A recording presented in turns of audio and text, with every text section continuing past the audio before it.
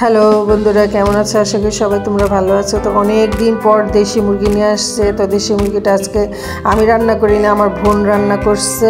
তো পেঁপে ভাজি করতেছে। এদিকে আমার প্রচণ্ড পরিমাণে খিদা পাইছে। তো পেঁপে ভাজিটা হওয়ার পর আমি পরে দিয়ে করবো। আমার বোনই সব কিছু তৈরি করতেছে। দেখো, আমার বোন অনেক দিন পর আইসে আমার বোনই রান্না করতেছে। আর ওর হাতে রান্না অনেক টেস্ট।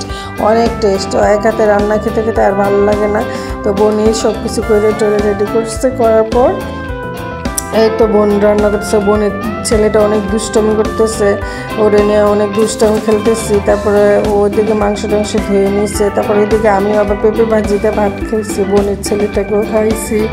তারপরে পেঁপে ভাজিটা ভীষণ ভালো হয়েছে, অন্যরকম করে পেঁপে ভাজিটা হয়েছে। ওই যে বোন এদিকে রান্না করে ফেলতেছে, মাংস টাংস কষিয়ে তারপর মশলা টশলা কষিয়ে তারপর সুন্দর করে রান্না করতেছে। আমি বোনের রান্নাটা দাঁড়িয়ে দাঁড়িয়ে দেখতেছি বোন কি সুন্দর করে রান্না করতেছে। দেখো, দেশি মুরগিটা প্রায় হয়ে আসছে। বোন লাড়া দিতেছে একটু পর পর, মানে রান্না আর কখনো মনে হয় দিয়ে দেখা শেষ নাই। তো দেখো তরকারিটা কি সুন্দর কালার হয়েছে, ভীষণ সুন্দর কালার হয়েছে। এই মাংসটা মানে বেশিরভাগ পোলাও এবং রুটি দিয়ে খেতে ভীষণ ভালো লাগে।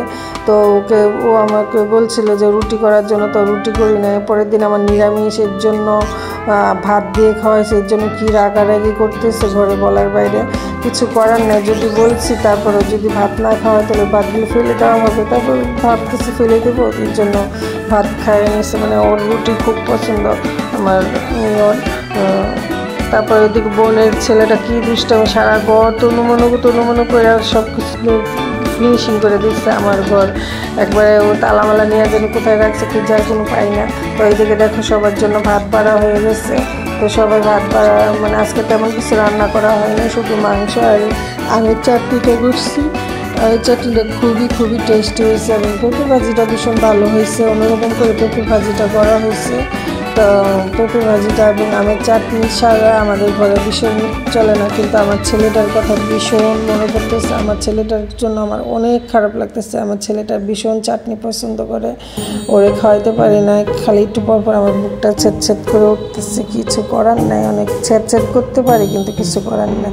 এদিকে আমার বোনের ছেলেকে ভীষণ বড় একটা রান দিচ্ছে। তারপর কয়েক টুকরো মাংস, ও ভীষণ মাংস খেতে ভালোবাসে। ও খাইয়ে একদম ঠাম খেয়ে গেছে গাড়ি খেয়ে। তারপর নিজে খুঁচাইতেছে। তো সবাই তোমরা ভালো থেকো, টাটা।